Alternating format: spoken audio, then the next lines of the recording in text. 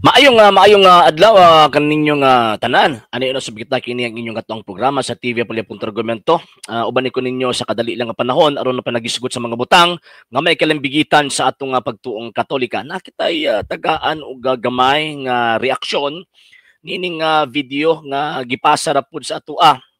Nya pagkahuman na syempre kinahanglan nato kini tagaan og gamay nga pagtubag tungod kay naay panultihon nga ang usa ka bakak balik-balikon alang ni abtong mga tawo nga wala masayod daw mahimo ning gitawag og tinuod. So sa walay paglangan-langan ato unang paminawon, and at the same time every puntos nga ihang ihatag ato ang tagaan og pagtubag. Ato nang i-play ang iyahang tawag ining video. Siya Hudiyo, unya ang Roma iyahang kalaban. Actually, wala ko kabalo kung tawag ining pastoy bakini, ining ato ang higala nga dili Katoliko.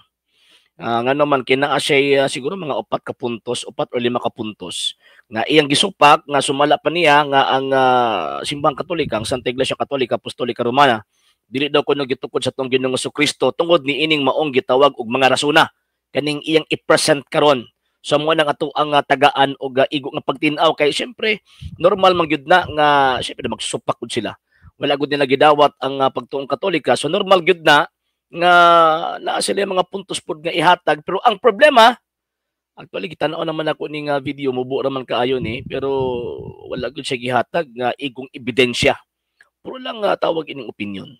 And ang opinion man god basta na ebidensya di man gud na mabarog. Di man gud na mabarog. Basta opinion lang ha. Sagad sa mga dili Katoliko nga nangatake ag dili mutuo sa pagtulunan sa Iglesia Katolika or mismo sa Iglesia Katolika Apostolika Romana, halos tanan puro opinion ra gyud ang ilahang ilabay against sa simbahang Katolika. So atong i-play pagbalik mga sir mga ma'am. Imposible kaayo nga si Kristo maoy magtutukod sa Romanong Katoliko nga simbahan. Number 1, siya Hudiyo, unya ang Roma iyahang kalaban. Na iya day ipangalan sa iyahang kalaban. Kini nga punto ingon pa niya nga tawag ini imposible daw kuno nga ang simbang Katoliko iya ni Kristo. Tungod kay si Kristo daw Hudyo, nya pagkahuman ang simbang Katoliko Romano Katoliko daw. Actually kada nga klaseng gitawag pangunahon na ilhan kaayo or mailhan nato nga ang iyahang interpretation or notion sa term nga Romano Katoliko nag-refer sa rasa. No sir. Nga naman kay ang word magud nga Romano Katoliko, it is an ecclesiastical term. Wala na nagamater sa gitawag og atuang rasa. So ang argumento nga dili daw kuno gitukod ni Kristo ang simbang Katoliko kasi Kristo Hudiyo niya ang Romano Katoliko, Romano, mali na siya nga pagsabot concerning sa term nga Roman Catholic. Kay ang Roman Catholic sir, for your information, again, termino kana nga gigamit sa simbahang Katolika nga nag-refer sa simbahan sa Roma nga wala gidawat sa Jerusalem, gipaabot sa Roma, ug tungod sa Roma ang pagtuo mikaylap sa tibuok kalibutan. Romans chapter 1 verse 7 to 8. Dili nang inyohang sekta sir. Nga naman tungod sa inong kanang inyong sekta gitukod ra man nagkano, gitukod ra man Amerikano. So anay kalabutan sa gitawag og Biblia.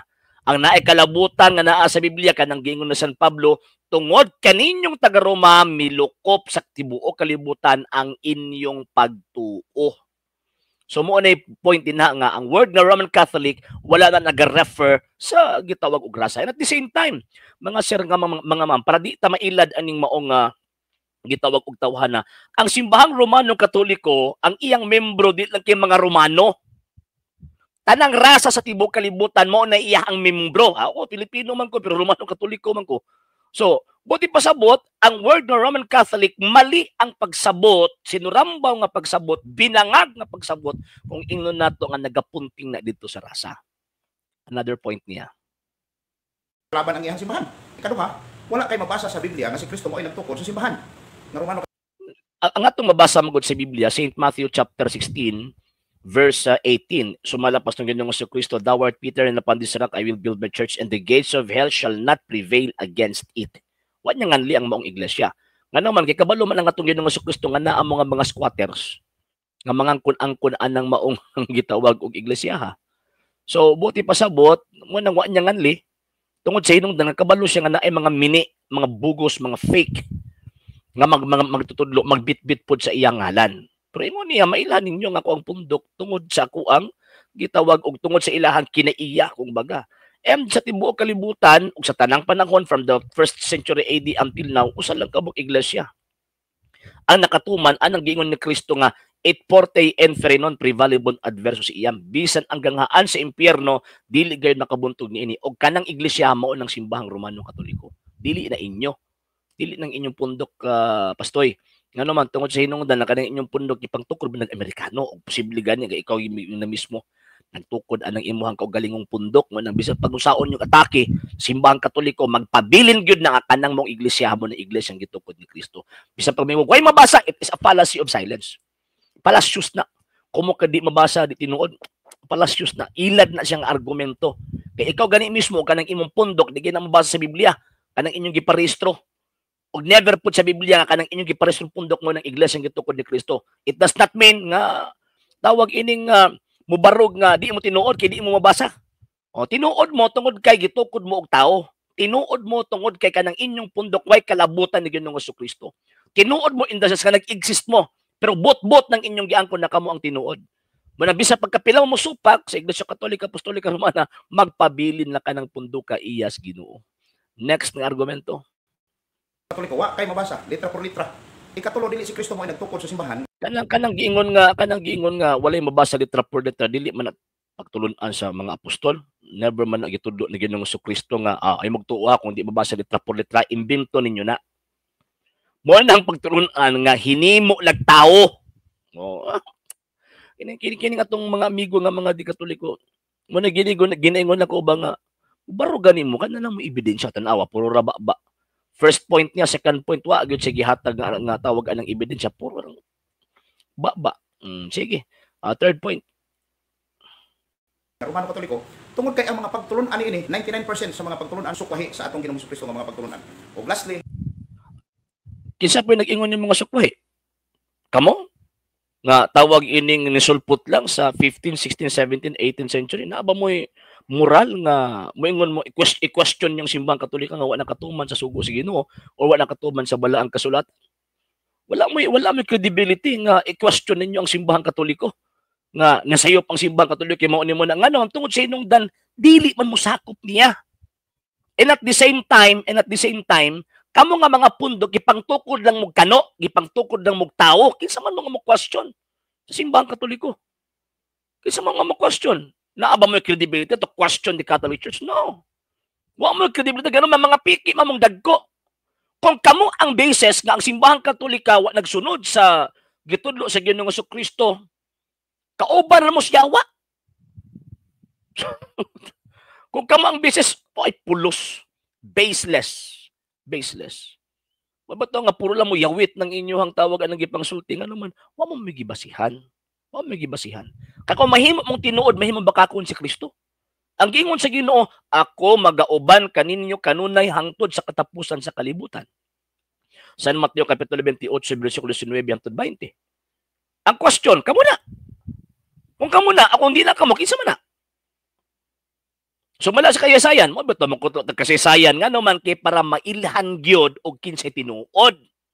Una kamo magsige mo pangatake sa Iglesia Katolika, sige mong supak sa Iglesia Katolika Apostolika Romana i-provide ang inyong history. Kaya para makita nato nga naamoy credibility, naamoy authority to question the Catholic Church. Kami ang dapat mong question sa inyo ha.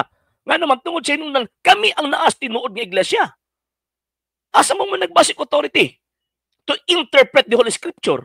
Asa mo nagbasi og tawag ining hugot sa kusog nga makaingon mong tinuod mo? Opinion ra man ninyo. Yes, i-respect nato ang inyong gitawag opinion pero it does not mean na kamoy nagunit sa facts. Opinion ninyo na. Dili man ako matama ka ng inyong opinion kay inyo man nagkatungod nga magbaguna-una mo ana. Ang punto na namo among gitug-an ang tinuod na kanang inyong opinion dili na mo barog against sa kamaturan.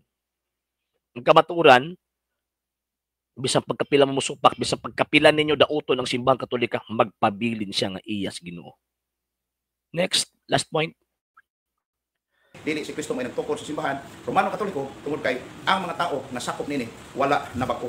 Ang iglesia gitukod sa atong Kristo walay buling, walay kunot, walay mansa, putli, balaan, matarong sa tumangan. Kamong ano nga puno man mo bisyo sa kanang mga pare ninyo kusog kay Manginoo. So, pasabot di ay, nagbase di ay ang kabalaan sa iglesia sa iyang mga miyembro? Kuning unana nga to ang notion sa atong pagsabot sa kanang giingon nga ang iglesia putli, ang iglesia balaan, mahulog nga dito balaan tong gitukod sa Ginoong Jesucristo. Ano man kina may Judas usa. Pagkamatay sa mga apostol, naa na po'y tawag ng mga badlungon. Gani, baligya pa. Di ba sa Ananias? Buhat Kapitulo 5. So, kung nga nga itong pangunahuna, notion na ito nga, dili mamahimong balaan ng usa ka iglesia tungkol kay daghang mga badlungon nga naasulod sa iglesia, imo nang gi-question si Kristo. Sa 12 ka mga apostoles na ay Judas. So, ang buti pasabot na laman ang iglesia ang gitukod ni Kristo.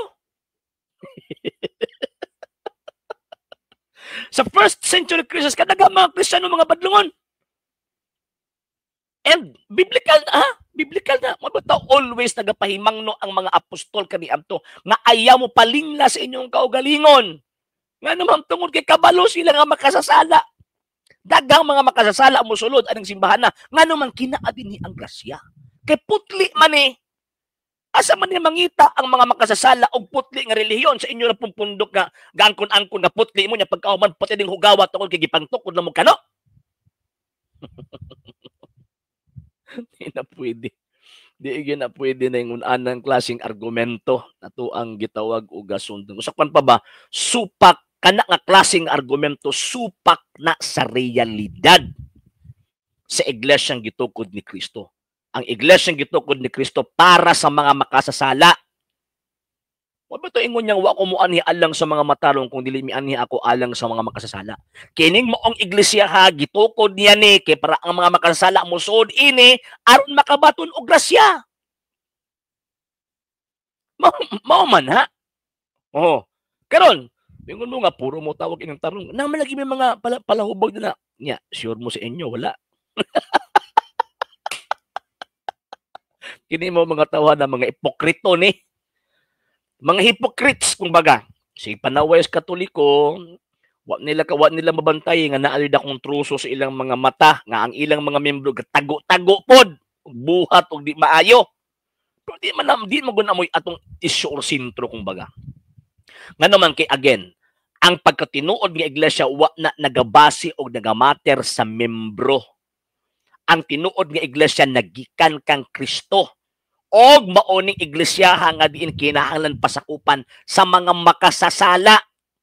Nga naman aron maluwas 1 Timothy chapter 2 verse 4 kay katuyuan sa Dios ang tanang tao maluwas og masayod sa kamatuoran. Kasi may luwason kadtong mga makasasala nga moduol kang Kristo. Mo betong simbahang Katolika daghang tawag ni makasasala. Na sa sulod sa simbahang Katolika pero it does not mean nga di na siya may iglesia gitukod ni Kristo. Og tungod ni ining mga makasasala, ma-exercise, ma-practice ang gisugo ni Kristo nga pagpangluwas og mga tao. Mao man punto mo na ikaw di man musakop sa Iglesia Katolika Apostolika Romana inyo pag yung ibran ang simbahang Katoliko nga dili iyan ni Kristo, manubag mo sa founder ana. Kunya never gyud ko nagkadungog sa iyang upat ka mga puntos nga iyang gi-present karon. Nakalitok siya kinsay founder sa Iglesia Katolika. So, buot pasabot, chismis. Buti pasabot, opinion ra. Wala nagbase sa ebidensya. Naigingon na contrafactum non-valid argumentum, ang pamahayag nga musupak gani sa mga ebidensya, kanang maong pamahayag, wa na mga pulos. Mao po ni pamahayag sa atong higala, nga to ang reaksyonan karon. Sa hindi pa po nakapag-follow sa mga pages po natin, i-follow nyo po yung mga pages po natin, RJ Horolanciano II TV Apolia Punto Argumento page, Kuya Apologist TV page, and RJ's Vlog 2022. And pwede rin po kayo mag-send po dyan ng Facebook stars. And also, sa ating po mga channels, sa hindi po nakapag-subscribe, i-subscribe po ninyo yung mga channels natin, Dalay Catholic, Apologist International Official, RJ Sano II TV, Kuya Apologist TV, and Barrio Kawayan Religious Forum. And pwede rin po kayo mag-send po dyan ng super sticker, super chats, and super thanks. And maraming salamat po sa mga kapatid at mga Katoliko na ulis pong tumutulong sa programa po natin. Maraming salamat po. Nang dahil po sa tulong at suporta po ninyo, ang programa pong ito, until now, andito pa rin po sa social media. And until now din po, nangangailangan pa rin po tayo sa tulong at suporta suporta po ninyo dahil wala po kami magagawa rito mga sir, mga ma'am, kung wala po yung tulong at suporta po ninyo. Sa gusto pong tumulong, sa gusto pong sumuporta, pwede po ninyong ipadala ang tulong at suporta po ninyo sa pamamagitan po ng ating mga account numbers dyan po sa ating pong screen. And pwede nyo po kaming i-message sa ating pong page kung via remittance po yung papadala po ninyo. Maraming salamat po in advance.